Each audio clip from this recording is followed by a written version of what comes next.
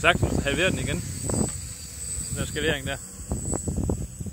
For helvede, Simon. Har du styr på det? Jeg vil prøve at få den tilbage igen. Men skal vi også gøre lidt ved throttlen, eller hvad? Nej, ikke throttlen. Hvor langt er den op, når du flyver her? Den er midt på. Det kan jeg faktisk godt. Det er okay, hvis den bare er midt på der, som den er. Hvis den er midt på, når vi er. Det er nok godt nok, tænker jeg.